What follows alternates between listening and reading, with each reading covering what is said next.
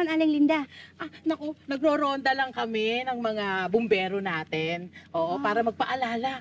Dumadalas na naman kasi yung mga sunog ngayon. Ganun ba? Naku, maganda yan. Kami nga sa opisina, magkakaroon kami ng fire drill. Ay, naku, parang gusto ko yan. Oo, magpapaganyan nga rin ako sa opisina ng Homeowners Association. Yung mga bumbero na yan po, nandun rin sila pag nagpapaano kayo?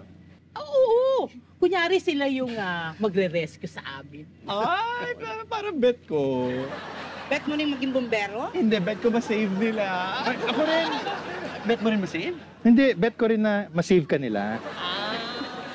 Ay basta ha, pagka may sunog, ayan, ito lang yung tawagan yung numero. Ayan, andyan na rin yung mga dapat gawin para makaiwas sa sunog. Salamat, Aling Linda. Ay, nga pala, baka meron kayong kakilala na magbo-volunteer bumbero, ha? Sabihan nyo ako agad. Oo, sige, magti-text po kami.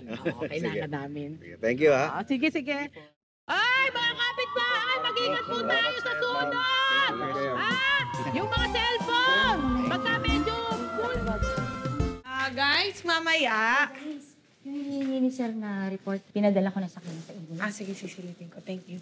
Mamaya, guys, Ito na yung pinabili mo. Ay, lagay mo na lang muna doon sa labas. Okay, makinig muna kayo kasi meron akong announcement mamaya. Nasa yung chicharon ko? Tere, okay lang ba? Mamaya na yan. Kasi meron akong kailangan sabihin importante. Hindi, may kumuha dito nun eh. Sino kumuha nun? Ha? Ang okay naman ito. Ayun na nga. Ano to? Eh di yung chicharon mo. 5 yun eh. Ayan. Kulang to. Ba? Tapos na kayo? Pwede makinig muna kayo kasi may kailangan nga ako sabihin.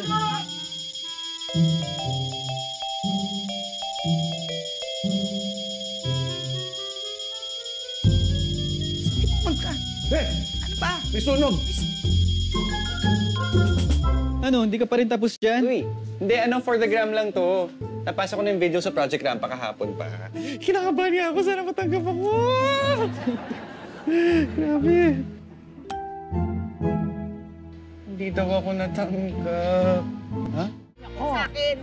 Ay, paano kasi kaagad kayo? Hindi nga kayo magbabali.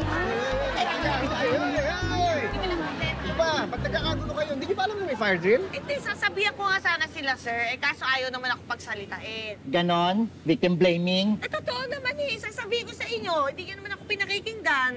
Teka muna, sir. Bakit po ba kasi biglang meron tayong fire drill? Naisip ko kasi maganda kung ano tayo, laging handa eh. Usong-uso mga sunog ngayon eh. Tommy. I was so freaked out when you called to say that may fire did disappear. Pepito, my friend, I'm so glad you're okay too. So Fake happy. news ka, walang sunog. What? Fire drill lang to. Oh, I see. Well, have you thought of upgrading your fire equipment? Ito naman. Well, I have a friend kasi who's into this business. If you're interested. Send mo na lang kay Janice yung catalog para matignan kung may kailangan. Great. And Janice, padala mo na rin ako ng 40,000. Bakit naman kita sa senda ng 40,000? Well, I'm sure magugustuhan mo itong equipment na i-offer ko sa'yo. At the same time, it's always good that you have the best equipment para lagi kayong handa. Parang ikaw naghahanda na. Sa sunog? Sa impyerno. Tama na yan, pasok na lahat, pasok na. Hindi ka na. Okay. You know!